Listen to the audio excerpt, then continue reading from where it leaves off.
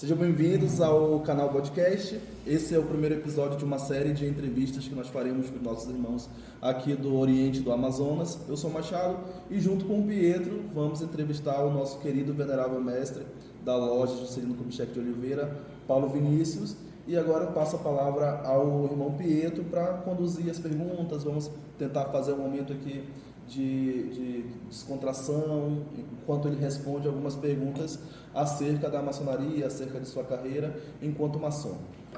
Prazer, meu irmão. Prazer meu. Hoje é um prazer enorme ter você aqui no nosso templo virtual. É um projeto novo, pioneiro aqui para o nosso Oriente, para o Gabão. E nós separamos aqui diversas perguntas. O senhor com certeza vai ter perguntas boas, perguntas ruins, mas eu tenho certeza que você vai responder com o maior carisma. Uma primeira pergunta, você é amazonense? Não, meu irmão, não sou amazonense, né? Eu nasci em Minas Gerais, estou aqui em Manaus, vou fazer, a gente está em 2025, 15 anos. 15 anos? 15 anos. E como é que foi para você chegar aqui, Paulo? Você veio convidado, veio passar férias? Porque tem aquela história, comeu jaraqui, não sai mais daqui. Como é que foi esse processo de mudança, de cultura diferente? Rapaz, o meu sogro, ele brinca muito, que ele veio, meu sogro também é de Minas Gerais, e ele veio para cá, para Manaus, para passar um ano, e está aqui há 50. Né? Então ele brinca muito sobre isso, né?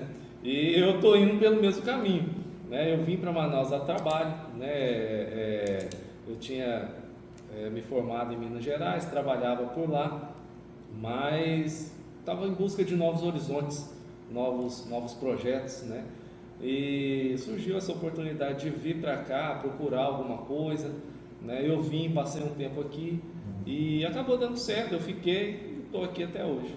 E como é que foi esse processo? Vou já passar aqui a palavra. E como é que foi esse processo assim, você está numa cidade diferente, não tem nenhum conhecido, nenhum amigo. Como é que a maçonaria entra nesse contexto para você? Com certeza, de forma assim, muito, como eu posso dizer, muito importante, né? Entrou suprimindo toda essa necessidade, né? Porque eu até sempre costumo falar que a minha família, claro, eu tenho minha esposa, tenho meu filho, mas fora eles, a minha família aqui em Manaus é a maçonaria, né? Eu saí lá de Minas Gerais sozinho, né? Tenho minha família toda lá, amigos, deixei amigos lá, amigos próximos, inclusive demolês, e deixei tudo lá. Cheguei aqui sozinho, né? Só conhecia minha esposa na época, que a gente já se conhecia antes, e quando eu entrei na maçonaria eu conheci essa nova família, né? Hoje nós somos muito próximos, né? Sempre frequentamos uma casa do outro, né? Quando eu vou para Minas, meus irmãos daqui vão comigo, gostam de ir comigo. Faz uma caravana aí para... Caravana grande. Exatamente, faz aquela caravana bem bacana, né? O pessoal gosta de conhecer a região lá, das comidas, da cachaça, né? A cachaça é a melhor coisa que falou agora. A cachaça é muito boa. E é sempre muito bom. Meu irmão, tivemos aqui investigando a sua vida pelo passado aqui. Você já foi demoler, irmão? Sim, mano. Conta pra gente como é que foi esse processo aí de demoler, maçonaria, porque são coisas que caminham lado a lado, que uma não coexiste sem a outra. Com certeza. Rapidamente, meu irmão, antes disso de falar o que é um demolei, o demolei nada mais é uma instituição paramaçônica que constitui o nosso Oriente, né? No caso do GOB também. Conte um pouco aí da sua trajetória como demolei. A Ordem Demolei, ela é uma entidade paramaçônica, né? uma fraternidade paramaçônica para jovens de 12 a 21 anos, né? Normalmente entram mais filhos de maçons, né? Mas não necessariamente precisa ser filho de maçom, precisa ser convidado, né? E ali os irmãos, os meninos, né? São imbuídos de muitas virtudes, né? No caso eles têm as 7 virtudes principais, que Bora lá. Você já foi líder demolei. Vamos colocar aí para rodar essa memória aí. Amor filial, reverência pelas coisas sagradas, cortesia, companheirismo, fidelidade, pureza, patriotismo. Né? Essas são as 7 virtudes cardeais de um demolei que são imbuídas naqueles garotos, né? E os prepara para a vida adulta, né? Para a vida adulta que está chegando aí, para eles serem bons filhos, bons maridos, bons cidadãos. Então, né? no caso desse aí, o Demolei poderíamos dizer que era uma preparação para o futuro maçom.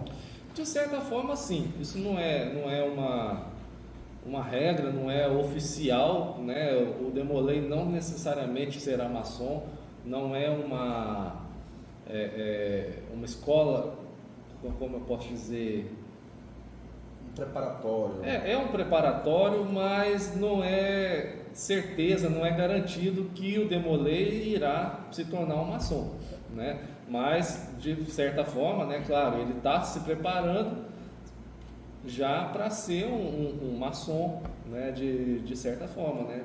É por isso que qualquer tipo de evento, Ágape nosso, os membros chegam com o maior respeito, pedem bênção, sempre vão um abraço fraternal, brincam conosco ali, né? Sim.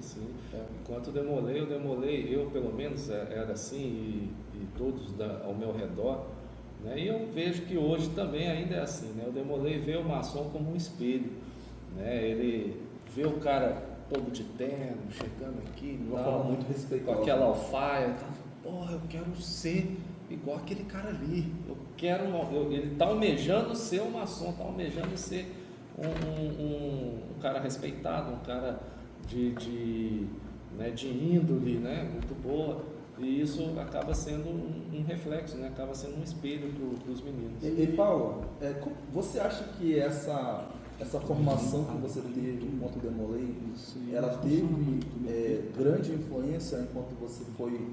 A galera que não sabe é que o Paulo foi o nosso venerável da loja de Juscelino Kubitschek. Opa, ele ainda é. Ele ainda é Até venerável. amanhã. Até amanhã. Mas ele está passando agora uma lente para o nosso próximo irmão aqui. Mas você acha que teve alguma influência?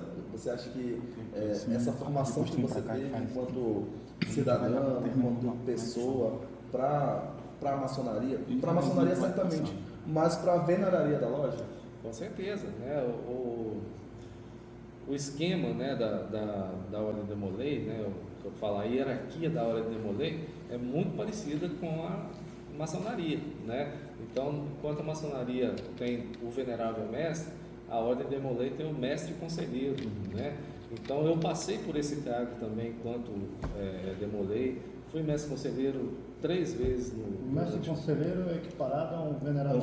ao venerável mestre, né? É o que dirige os trabalhos da loja. Né? Então eu fui mestre conselheiro por 3 vezes. Além disso, né, depois que na maçonaria temos 3 graus simbólicos, né? Aprendiz, companheiro e mestre. E depois passamos para graus superiores, os graus filosóficos. Né? No Demolei tem algo parecido também.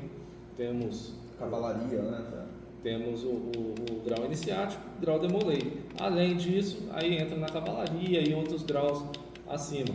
Assim como na maçonaria, a cavalaria existe uma outra hierarquia, né? Aqui na maçonaria também, quem passa para outros graus já não é mais o venerável mestre que dirige, é outro, né? E lá no Demolei é a mesma coisa, né? Então eu fui mestre conselheiro nos 2 graus, e dos graus superiores também eu fui ilustre comendador cavaleiro, né? Então tudo isso... Que é como se fosse o filosófico do...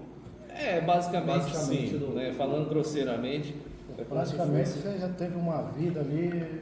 Sim. Idêntica à sua de hoje, né? Uma trajetória, na Uma verdade. trajetória muito boa, né? E falando em trajetória, Paulo, aqui nós bolamos aqui umas partes aqui, uns blocos, na verdade, e um desses blocos fala sobre a trajetória maçônica, né?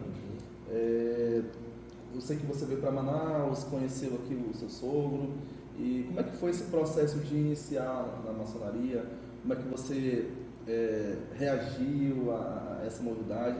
Porque você já passou pelo processo de iniciação na Ordem Demolei, ele é parecido, mas não é a mesma coisa. Como é que foi para você isso, né?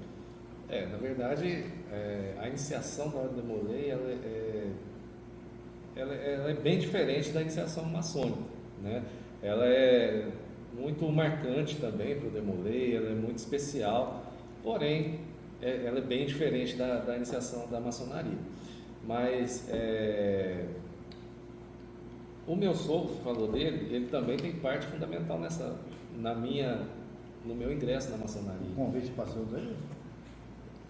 De certa forma sim, de certa forma sim. O que acontece? O meu sogro, ele é maçom adormecido, né? Já há muitos anos, né? Ele foi maçom lá em Maués, quando morou por lá, e depois veio para Manaus e não quis mais, né? Ficou ali no cantinho dele e tal.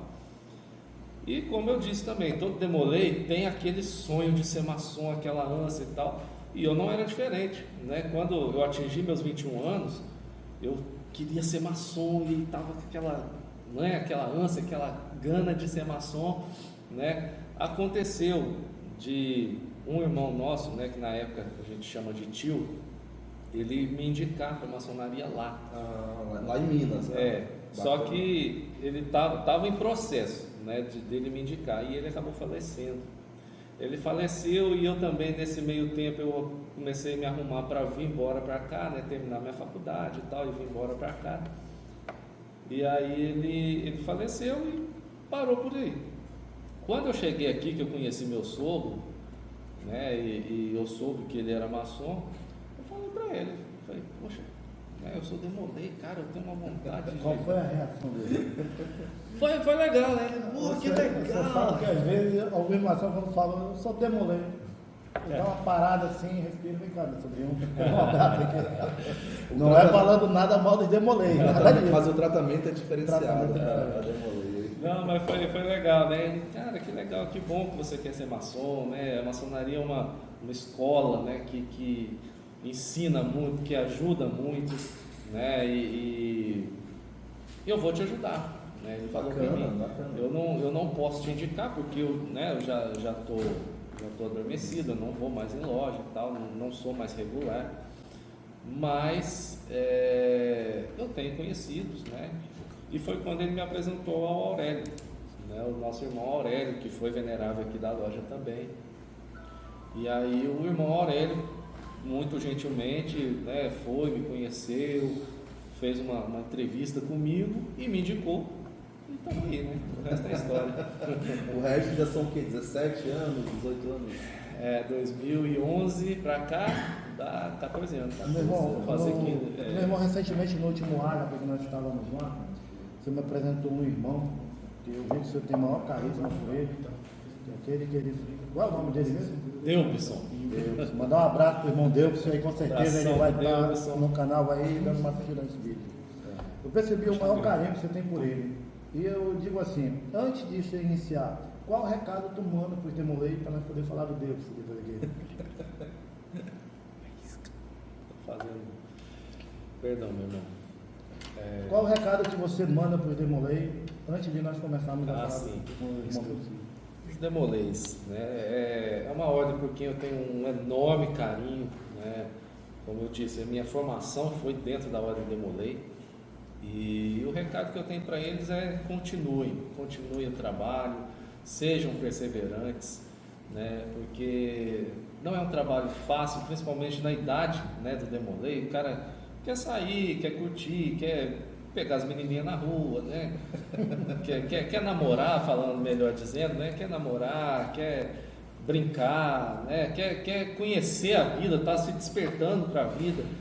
E aí o cara largar tudo para vir para a loja maçônica, né? Pro capítulo Demolei, no sábado, né? Então não é fácil, né? O cara tá saindo de casa todo arrumadinho, tá um amiguinho ali saindo para jogar bola, se arrumando já para encontrar a namorada, e o cara fica, poxa, eu vou lá encontrar um monte de menino junto, né? Então não é fácil. Vamos deixar bem claro aqui, eu vou fazer uma pergunta diretamente para o nosso venerável aqui e ele vai me responder. E assim vocês já vão ter uma resposta do que ele mencionou assim, do garoto querer sair, não é nada disso. Maçonaria é uma religião? Não é religião, de forma alguma. A maçonaria digamos assim, falando grosseiramente, é uma filosofia de vida, né? Aqui nós aprendemos um com o outro, né? Mas de forma alguma existe aqui uma religião, um ser aqui que a gente venera, nem nada disso. né? Cada um aqui tem a sua religião e ela é respeitada. Eu lhe fiz essa pergunta porque quando você comentou assim que o menino novo demolei, quer sair, quer brincar, tá, sua parecida, quer pescar essa menininha lá, é porque muitas das pessoas que vão assistir o vídeo aqui futuramente, elas vão pensar, poxa, mas a maçonaria não é uma religião, será que ela prega o erro para o menino? Nada disso.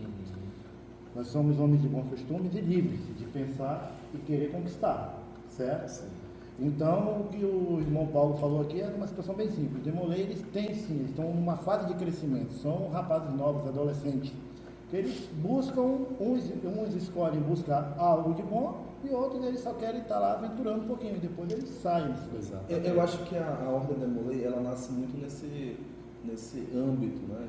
De você pegar ali um jovem que tem um potencial de liderança, de trabalho, um destaque intelectual, de transformar ele em algo muito melhor do que aquilo, né? Exatamente. Eu acho que essa até mesmo é a primazia da maçonaria, né? Você pegar homens que já têm ali um certo caráter e você transformar ele em pessoas melhores do que elas já eram. Exatamente. Todas aquelas 7 virtudes que eu falei, né, que são as 7 virtudes que a Diógenes Demolei, são extremamente bem vistas, né, aqui dentro da maçonaria, né, são extremamente desejáveis. Sim. Aqui dentro da maçonaria. Então tudo isso já é imbuído no garoto, né, para ele chegar na vida adulta e, né, já quem sabe entrar numa maçonaria, ser um bom maçom. Quem é um bom demolei será um bom maçom, né? E você sabe como começou a Ordem Demolei? Não. Conta pra gente aí, Paulo. A Ordem Demolei, ela começou em meados de 1919, lá em Kansas, nos Estados Unidos. Era final da guerra, Primeira Guerra ali, né? Existia muita fome, né? A guerra não chegou nos Estados Unidos, mas afetou, né? Então existia muita fome, muitos garotos já tinham perdido pais, né? Já tinham o país estava assolado por doenças, né? Então muitos garotos que perderam os pais se viram numa situação de ter que tomar conta da família, né? Porque naquela época a mulher era a dona de casa, ficava ali fazendo a comida, cuidando dos filhos e só, não trazia o dinheiro, né? E o garoto ali de 16, 17 anos se viu nesse papel de ter que trazer a comida. E aí, né, ficou naquele negócio e aí procuraram um cara chamado Frank Sherman Land, por coincidência um maçom, né? Procurou ele, falou, senhor Frank, eu preciso de uma ajuda, eu preciso de um emprego, eu preciso, né, trabalhar. E aí ele, como maçom, tendo essa visão, ele entendeu que os garotos precisavam não só do emprego, mas de uma preparação para essa vida adulta. Precisavam de um mentor, né? Precisavam de um mentor. E sempre um maçom está marcando um ponto na história, né? Sempre o maçom está marcando um ponto na história, né? E foi aí que nasceu a Ordem Demolei. Né? Cara, muito interessante essa história, porque é o retrato do mundo inteiro, né? Você vê hoje, principalmente o Brasil, com essa necessidade de ter formação para os jovens, ter um incentivo, ter aquela mentoria ali. Às vezes é aquilo ali que vai ser um fator decisivo para escolher a profissão. Às vezes ele está aqui e diz, o meu tio ali é médico, o tio ali é engenheiro, eu quero ser com ele ali. E isso acaba influenciando na vida profissional, na vida particular, com certeza na formação do caráter dele. Isso. Meu irmão, nós vamos dar uma pausa rapidamente aqui para o nosso primeiro comercial, tá? Para aquele pessoal da Dulop aí que está doido para comprar um pneu novo. Recentemente comprei o meu, hein? Mandando um abraço aí para nós começar o nosso segundo trecho aqui. 3. Olá, agora nós retornamos para o nosso segundo trecho aqui e o Pietro vai conduzir as perguntas. A gente vai tentar aqui extrair o máximo de informações aqui do Paulo para enriquecer esse episódio. Meu irmão, qual foi a loja que tu iniciou aqui no Oriente, do Amazonas?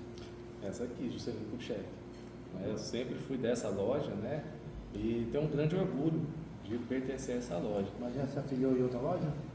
Já me filiei por questões de necessidade da loja, né? Me filiei à Amazônia, Esperança da Amazônia, né? No momento que eles estavam com necessidade de irmãos, né, que eles queriam fundar essa loja, né, então eu me filiei. Mas sempre fui pertencente a Juscelino Kubitschek e, né, como eu disse, eu tenho um orgulho muito grande de pertencer a essa loja, ter esses irmãos mais próximos nossos, né, como irmãos mesmo, e nada contra outras lojas, né, conheço muitas lojas, tenho um carinho muito grande por várias lojas aqui do nosso Oriente, mas eu não penso em ser de outra loja que não a Juscelino Kubitschek. Das 10 lojas que o senhor já visitou aqui no Amazonas, daqui de Manaus, das 10, qual que tu Das menos... 10 eu visitei Muito mais. Muito mais, não, praticamente eu visitei 10. Mas estou falando, então vamos por você ali. Quantas lojas já visitou aqui no Amazonas? Todas elas. Né? Aí é difícil eu ter né, calcular, né? Mas são 38, né? Eu devo ter visitado aí umas 20. Eu ainda estou chegando perto, estou em 10. Estou em 10 ainda, está chegando perto. Não, eu já parei de contar já. É difícil, fora as da grande loja, Fora né? das grandes lojas. Que a gente Nossa, ficava indo, visitando, da Comab, né? Então, nossa, são E aqui eu quero mandar um abraço para os irmãos da Comab, da grande loja, que também estão assistindo esse vídeo. Meu irmão, logo, com certeza, você está passando uma malete, né? Mas tem uma história aqui, desde a sua iniciação até o recebimento desse malete ali no trono de Salomão. O grau de aprendiz foi muito dificultoso ali para você passar um ano sentado naquela coluna do norte? Cara, dificultoso não foi. Mas tem uma história aqui dos aprendizes antigos, sabe, que vocês não passaram, que antigamente aquelas cadeiras ali era tudo um banco duro de madeira. Então a gente ia para lá e ficava louco para sair, porque aquele banco era duro e ninguém aguentava ficar a sessão inteira sentado ali. Mas assim, né, tivemos excelentes mestres que nos conduziram, foi um período de muito aprendizado, como sempre né? A maçonaria em si é um aprendizado, mas na fase de aprendiz, né, claro, o próprio nome já diz, o aprendizado é ainda maior, né? Então foi uma fase muito enriquecedora para a gente, sim. Teve muita mudança do aprendiz, da tua época para o aprendiz atual? Assim, o aprendiz da tua época falava pouco ou falava muito? Igualmente o aprendiz atual hoje, que está tão focado que o desenvolvimento da loja deu uma expansão tão grande. Eu acho que esse é o ponto que o Pedro colocou muito bem, essa integração do aprendiz não digo na administração da loja, mas na participação dele enquanto membro ativo também. Sim. Como é que você enxerga isso aí, Paulo? Realmente houve um maior incentivo, né, de umas 2 gestões para cá, 2 ou 3 gestões para cá, um maior incentivo dessa maior participação dos aprendizes, né? Houve não só a parte dos mestres, mas os próprios aprendizes que vieram iniciando já vem com um senso crítico maior, vem com uma observância, né? Uma capacidade de observação maior, que está conseguindo entender, que capta mais rápido, né? Talvez seja geração, não sei, né? Mas de fato existe sim uma diferença, né? Na época que eu iniciei, e antes disso que eu soube, né? Os aprendizes eram mais ali na deles, né? No passado, até para um aprendiz falar, o mestre de cerimônias teria que estar do lado dele ali apoiando, porque senão ele não poderia falar, né? Então existe sim uma mudança, como a maçonaria própria diz, né? Ela é evolutiva, então sim, temos que evoluir. Isso acontece, com muita certeza eu posso dizer, foi por causa da evolução do homem em si, né? Anteriormente, vamos dizer, no passado, a maior graduação do Amazonas, ali na época do meu pai lá para baixo, era o segundo ensino médio, né? Que hoje é o segundo grau, né? Segundo grau, né?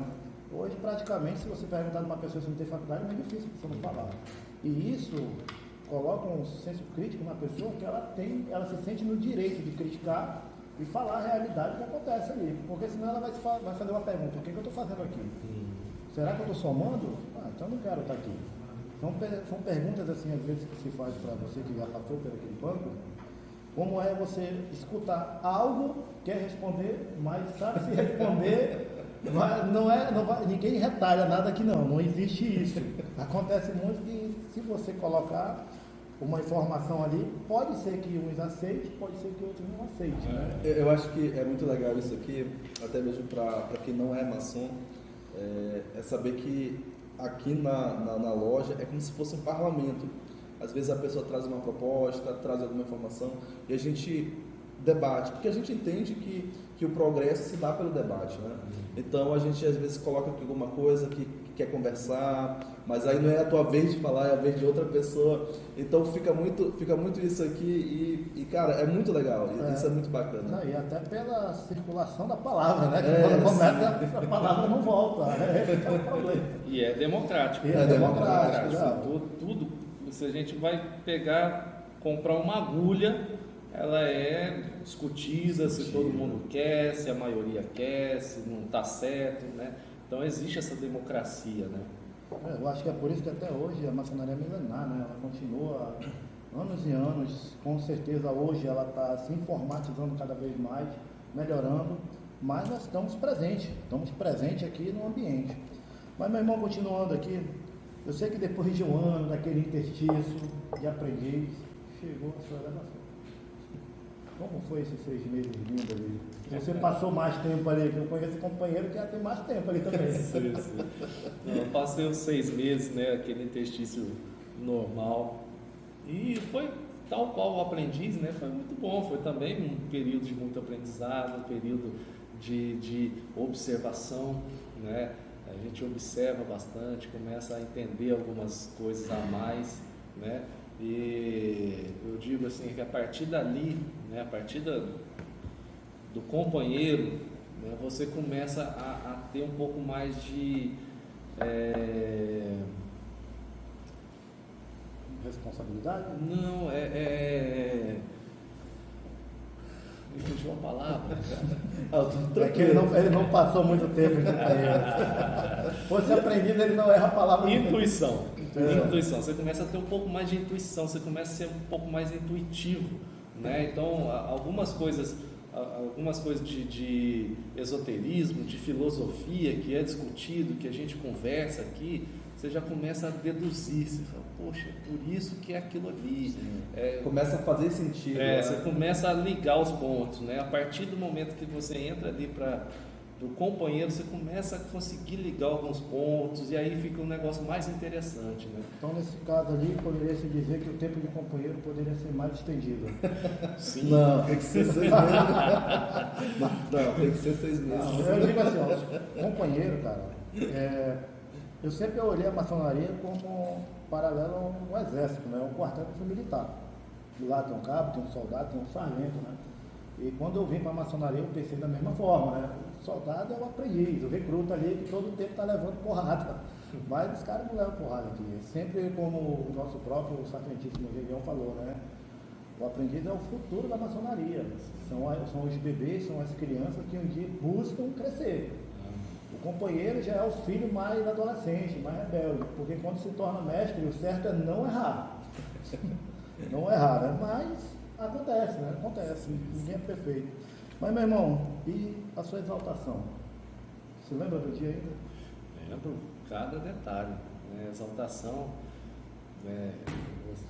Vocês ainda não passaram por isso, mas é um momento muito especial para todo maçom, né?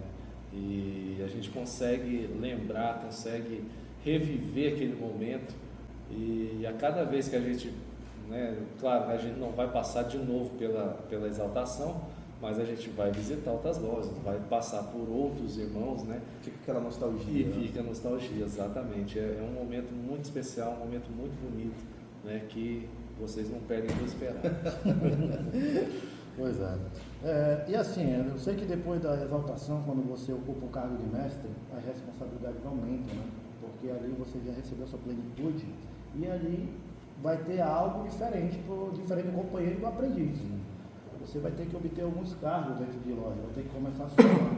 Qual foi um dos melhores cargos que tu passou e até hoje, antes de falar da veneraria, eu sei que tu adora esse cargo aí, mas eu digo assim, qual foi um dos cargos abaixo da veneraria que você gostou mais? Olha, por incrível que pareça, que eu não sou vaidoso? Não é isso, eu não sou desse pessoal burocrático, né, que gosta de papel. Papel na minha mão vira fogueira, né? Mas, por incrível que pareça, eu gostei muito da secretaria, né? Na secretaria a gente aprende muito, consegue entender o funcionamento da loja, né? Como funciona, cada processo que a gente precisa fazer, né? Que, ao contrário do que muita gente pensa, a secretaria não é só ali ficar fazendo ata, né? A ata é uma parte só, né? O restante é estar ali no sistema. Hoje está mais fácil, tem um sistema no computador. Na época a gente tinha que ir até lá no Coban, né? Fazia uma cartinha aqui assim, levava lá na mão do secretário, entregava, ele dava o recebido, e era um trabalho bem maior, né? Mas é uma coisa assim que faz a gente aprender, entender o funcionamento, né? Então foi um cargo que eu gostei bastante. Entendi. Para quem não sabe o que é o Coban, ele é uma instituição do Amazonas, né? Que existe o GOB, que é a Federação Maior Nossa Potência, e o GOBAN, ela é a federação estadual, ela que regime todas as nossa jurisdição. Jurisdição estadual, né? E um dia você pensa ser eminente? Não. Na verdade, eu nunca tive, né? Você sabe bem, você também, né? Eu nunca tive essa ambição nem mesmo de ser venerável, né? Eu vim porque atendi um chamado da loja, né? Mas eu não tenho essa ambição. Não é por nada, é por falta de tempo mesmo, né? A pessoa, se tu não aceita ser venerável, hoje eu digo assim, eu como seu irmão, admiro muito o teu trabalho. Obrigado. Você é o cara que é um exemplo, como eu sempre falo aqui, do irmão Zamor, do irmão Gideão, do irmão Lúcio, do irmão Reni. Você é um cara de exemplo aqui dentro. E já imaginou se ele não fosse... Pois é. E assim, se você não aceita o cargo de venerável mestre, vamos dizer, tu seria mais um mestre na loja, não desmerecendo os outros mestres, claro, mas seria um mestre que estava ocupando um cargo ali. Você fez um trabalho excelente na Veterano do Bichão. E eu tenho quase certeza que o teu legado que tu está deixando para o próximo mestre, daqui a pouco nós vamos dizer o nome dele, que vai ser entrevistado, recebeu uma régua cheia, né? Recebeu uma régua cheia agora. E Paulo, assim, para a gente entender melhor, assim, como é que foi para você? Assim, você falou que nunca almejou esse cargo, né, de venerável. E como é que foi para você nessa trajetória? Assim, você construiu 14 anos de maçonaria, passou pela secretaria, passou pela primeira vigilância, até se tornar venerável. Foi assim, uma trajetória, como eu posso dizer, natural, né? Quando eu iniciei na loja, essa loja aqui tinha dificuldade de se reunir, porque não tinha tantos irmãos, não tinha tantos membros. Como todos sabem, para uma loja poder funcionar tem que ter pelo menos 7 mestres. Então muitas vezes a gente chegava aqui, não tinha 7 mestres, né? Então a gente ficava aqui sentando só, batendo um papo, fazendo uma reunião administrativa. E foi assim, a loja foi crescendo aos poucos, foi aumentando, né? E aos poucos foi ganhando o escopo que tem hoje.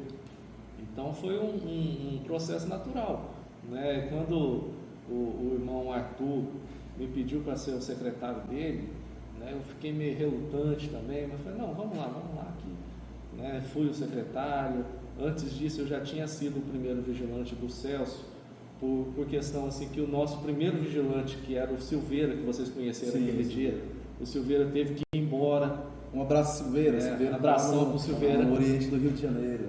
Né? O Silveira teve que ir embora, e aí o Celso, eu estava na segunda vigilância, o Celso pediu, vem para a primeira então, eu vou colocar outro. Fui, né? Fui meio que tapa-buraco ali. Primeira vigilância tem muito trabalho? Tem. Todo cargo aqui tem muito trabalho. Inclusive o aprendiz tem muito trabalho. Não, aprendiz tem demais. Eu estou falando assim, ó, o primeiro vigilante tem muito trabalho. Tem. Porque ele é responsável pelos companheiros, né? E muitas vezes o venerável mestre pode colocá-lo também como responsável dos graus, né? Das passagens de graus, né? Para a evolução dos aprendizes e companheiros. Então ele tem que observar tudo isso aí. É um irmão que é o substituto direto do venerável mestre, né? O venerável mestre não veio na loja, ele tem que assumir, né? Então existe um trabalho grande aqui. Não, o primeiro vigilante não tem assim uma tradição, pelo menos na nossa loja, de ter um trabalho extra loja, mas dentro da loja, bastante. E se tornou venerável, porque além de representar a loja, o venerável ele exerce uma função administrativa, né? Não só administrativa, mas de gestão. Como é que foi para você gerenciar uma loja que hoje é uma loja não só em ascensão, mas uma loja que já está ali equilibrada, que já tem um reconhecimento no Brasil inteiro? A segunda maior loja do Oriente. Como é que é para você administrar uma loja que tem essa história, que tem essas frentes, tanto na ritualística, nos eventos, nas ações sociais? O cargo de venerável é executivo, né? E realmente foi assim, nessa parte foi uma parte que eu posso dizer até fácil, porque eu recebi a loja já num ponto muito, né, já em expansão, já caminhando, né, muito bem. Recebi do nosso irmão N, um abraço para ele, e ele me deixou com uma loja muito bem estruturada, muito bem organizada, né, onde os irmãos já estavam bem unidos, em sintonia, né, querendo trabalhar em prol da loja, querendo trazer um resultado legal para a loja, né? Então, como diz o nosso irmão Lúcio, né, um abraço para o Lúcio também, né? Uma loja sempre ela funciona normalmente sem o venerável dela, mas o venerável não faz nada sem os obreiros, né? Então, graças a essa coesão, né, que tem a nossa loja entre os obreiros, essa harmonia, nos proporcionou continuar a caminhada, proporcionou fazer o que a gente conseguiu fazer até aqui, né? Então não tornou meu trabalho mais difícil, não. Isso aí foi tranquilo. O trabalho foi fácil, né? O irmão Enio é o cara que chegou, ele mudou. A loja que eu visito, toda vez, não, eu sou da Juscelino. Venerável Enio, pô, não, Venerável Enio, mas o Venerável Enio deixou o legado dele. E isso que foi bom, que você continuou o legado, melhorando cada vez mais. Não só continuou, mas também escreveu o seu próprio legado. Sim. Na história da Juscelina. E eu acho que isso é muito positivo, né? Porque você vem de gestões anteriores muito boas e você não só mantém aquilo, mas você eleva esse mesmo nível. Eu acho que isso é muito interessante também. Não, é interessante demais, né? E assim, com certeza dia amanhã, né? Dia 21? Sábado. Sábado 21 de junho. É o último dia de venerável, o último dia que você vai sentar no trono de Salomão. Hoje é meu último dia, né? Amanhã eu só passo. Se sente, eu digo assim, seu trabalho você fez, mas tu se sente assim aliviado que fez um bom trabalho? Sim, eu sinto, eu tenho aqui uma sensação de dever cumprido, né? A maioria das coisas que eram as minhas propostas, né, da gente fazer durante a gestão, conseguimos fazer, né? De novo, graças a todos os irmãos, não graças a mim, mas a essa união dos irmãos, e eu sinto que estamos deixando a loja aí com um dever cumprido. E qual é esse sentimento que você sente? É de alívio, é de dever cumprido, é de nostalgia? Vou sentir falta ali de estar ali naquele trono. Como é que é, Paulo? Essa aqui está finalizando essa etapa aí, uma etapa assim, de uma trajetória de 14 anos. Isso. Acho que nem todos os irmãos querem, mas os que querem sonham em sentar naquela cadeira ali. E como é que é, Paulo, para você esse sentimento? É uma mistura de tudo, né? É um alívio, né? Como eu sempre falo, né? Eu não almejei esse cargo, não almejo ser grão-mestre nem nada, principalmente por causa da minha vida pessoal, né? Tenho meu filho pequeno que eu, né, preciso ajudá-lo a crescer, estar acompanhando. Tenho o meu trabalho que eu, né, preciso me dedicar, preciso fazer meus cursos, né, a minha própria esposa também, né, então são tempos que acaba a gente tendo que sacrificar em prol de um compromisso que a gente assumiu, né? Então existe esse alívio, né? Mas existe a nostalgia também, claro, né? Não vou ter uma falsa modéstia aqui, dizer que não é legal, né? A gente chegar e ser bem recebido, né? Venerável e tal, não sei o quê.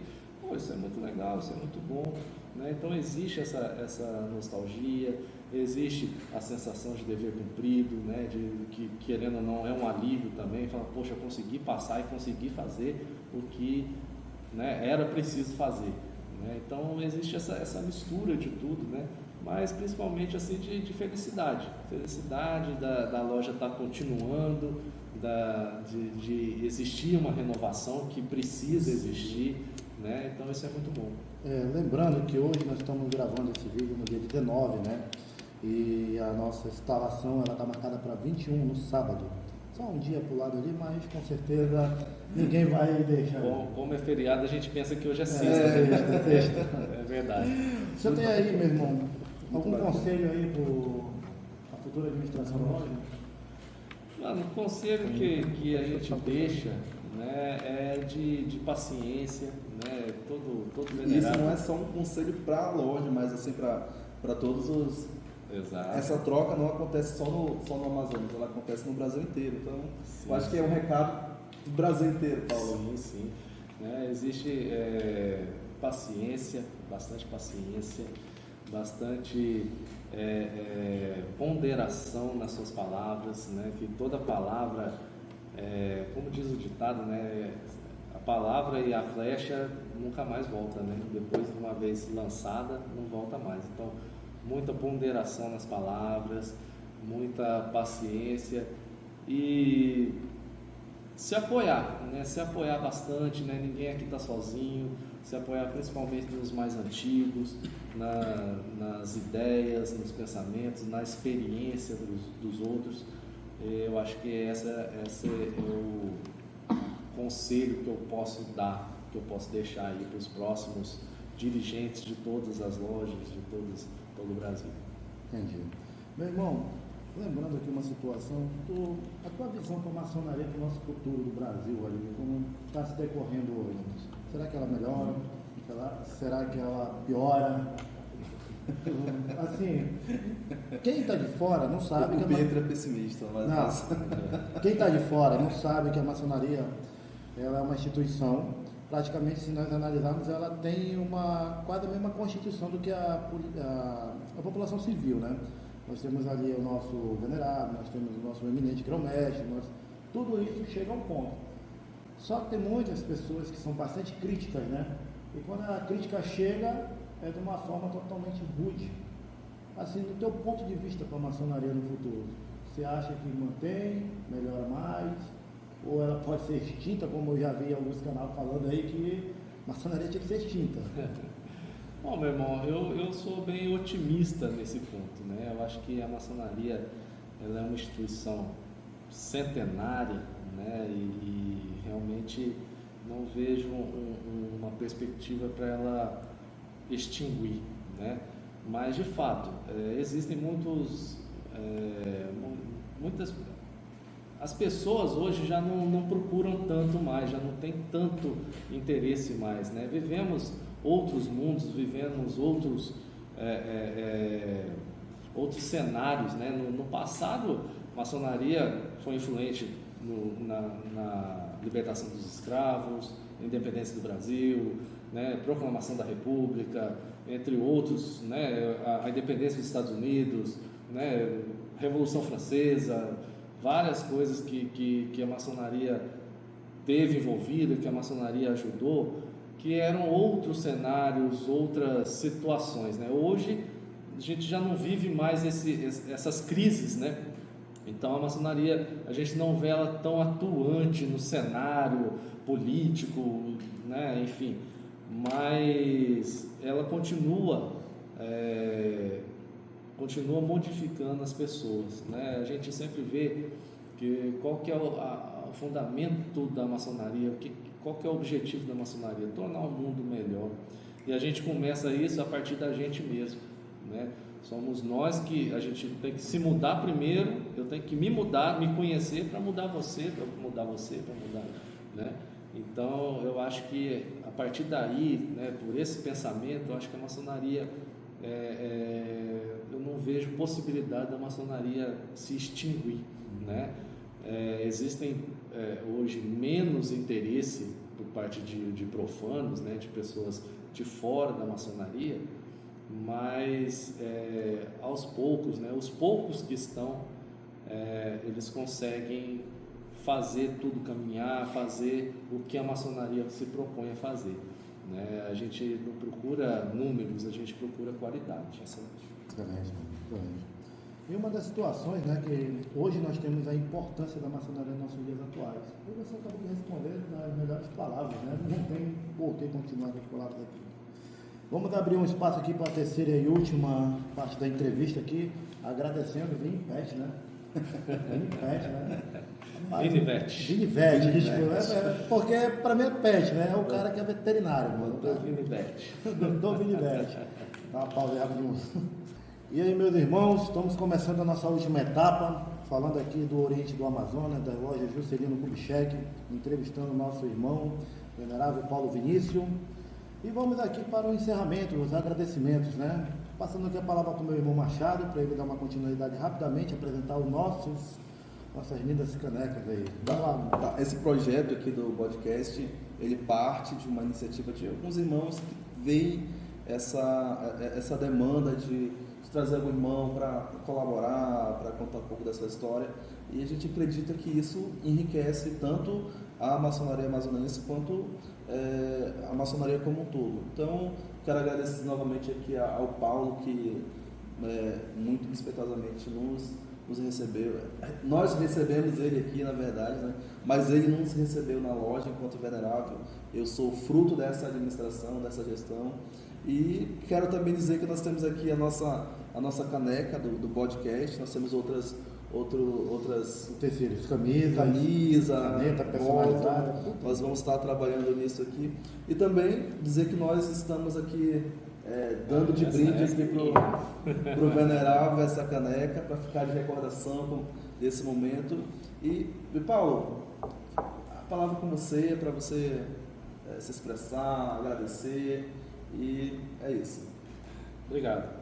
Bom, gente, eu só tenho a agradecer vocês, né, por essa iniciativa, parabenizá-los, tá? É uma belíssima iniciativa que não só vai atrair os irmãos, vai trazer os irmãos para mais perto de nós, como também, de certa forma, desmistificar a maçonaria para aqueles que não conhecem, para aqueles que têm assim, uma dúvida, que têm algum preconceito até, né? Esse projeto, esse podcast aqui, ele vai ajudar muito nisso aí. Então, parabéns a vocês, como a gente já disse lá atrás, né? São essa nova geração de aprendizes muito ativa, muito autocrítica, né? Então, isso é bacana, né? E mais um reflexo aí dessa excelente geração de aprendizes. Parabéns a vocês, obrigado também pelo espaço. Queria deixar aqui também um forte abraço a toda a administração da loja, começando pelo irmão Varela, o primeiro vigilante, o segundo vigilante, o irmão José Carlos, o meu secretário Mário Sérgio e o irmão Luz também, que foi ali de adjunto dele. Você teve a honra de ter 2 secretários. Tive 2 secretários. O auxiliar e o secretário, né? É uma veneraria muito top, mano. O irmão Marcelo foi meu tesoureiro, o irmão Azamor foi meu orador, né? O irmão José Silva foi o hospitaleiro, e o irmão Rodrigão, que foi o meu chanceler, todos trabalhando de forma magistral, né? E o que proporcionou que essa loja crescesse bastante e atingisse os objetivos que queria atingir. Queria deixar o meu forte abraço a todos, um grande obrigado, parabéns a eles, né? E desejar ao irmão Varela, que será o próximo venerável, uma gestão muito profícua, de muita atividade e de muito sucesso, meu irmão. E conte conosco sempre. Meu irmão, você vai convidar quem aqui para vir para a próxima entrevista? Vou fazer esse pedido para você. Quem você convida? Eu gostaria de convidar então o irmão Varela, né, que vai estar assumindo. Eu vou estar, né, como eu tô saindo, vocês fizeram a entrevista agora comigo, né, entregando o cargo. Pode fazer agora com o novo venerável recebendo e as expectativas dele, né, a visão dele para a loja maçônica. Sim, senhor. Vamos marcar isso aí, vou pedir para o pessoal comentar com ele lá e vamos esperar a resposta do nosso irmão Varela. Então é isso, pessoal. Muito obrigado por ter prestigiado até o final, ter ficado até o final. E a gente espera ver você no próximo episódio. Um abraço.